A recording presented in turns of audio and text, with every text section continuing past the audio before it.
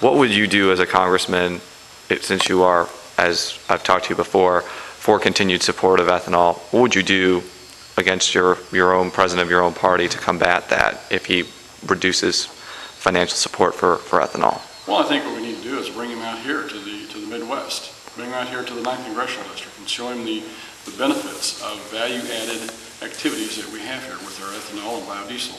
Explain to him the benefits to the farmers, explain to him the benefits, show him the benefits of this to the consumers. Sometimes education is a big part of understanding a situation, and we need to get the president here to see and understand that this is a good thing. It is a way to reduce our dependence on foreign oil. It's not the answer to the problem, but it is a bridge fuel to get us from full dependence on oil to wherever we need to go with our next fuel alternative here.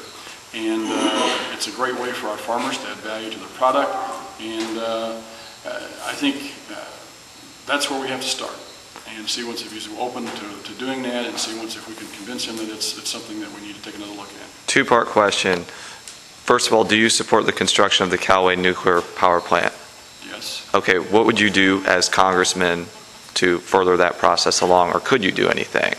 Well, obviously I'm not there yet, so we need to take a look at what all is involved in the process. But I think that right now, when you spend $500 million just to get a thing permitted, and it's going to take several years, I think that's ridiculous. I think there's got to be a way to speed up the process and yet not endanger anyone, and be able to do it environmentally friendly, to be able to protect the integrity of the program and integrity of the ability to build it correctly. But whenever you have this sort of overkill with permitting, I think it's a detriment to people wanting to get into the business and do these things.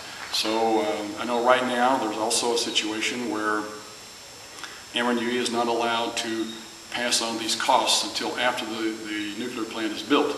So the state, and this is a state problem, it's not something that I'm involved in with at the federal level, but it's something that we could support through all of the state reps, the state senators in our district, that we would be willing to go back and talk to those representatives and senators and say this is something we need to take a look at to be able to allow Ameren to begin to collect funds to be able to pay for this as a builder.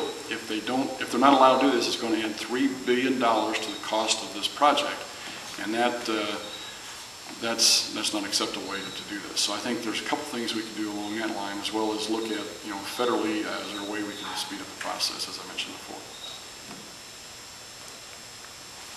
Good question. Anybody else? You all know when we're going to get hamburger here, right? I think Don's got some over there in the store, right? Yeah. You guys got anything else? Just one unrelated question. Do you have a position on whether Medicaid Part D should negotiate with drug companies?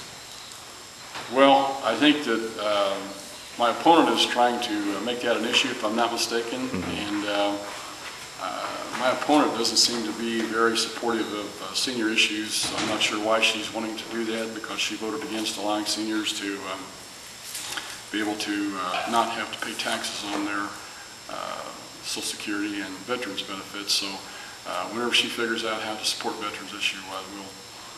Whether that should be eliminated or not, what's your stand on the state tax?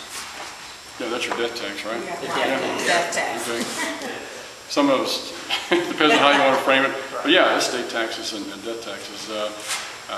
Yeah, I'm supportive of doing one of those. I think that's, how do you pass on a farm?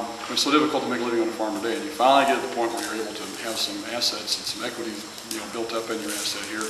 And now, as soon as you're able to do that, you want to pass it on to your family. You can't, because you have to sell off half the farm and pay the taxes. It doesn't make sense. It's really a small business issue, and farms today are small business. I mean, we talk about farms as a separate entity, but really, farms are small businesses. Some of them are big, but to me, why is death a taxable event? I don't understand why we have to look at something like that. Whoever invented the death taxes, I don't know, they had a hangover the night before or something to come up with something like that and have somebody pass it. But I do not support the death tax. We need to extend that 2010, 11 when it runs out. So. Yeah. Good question. Anybody else? I think burritos are being served in the back.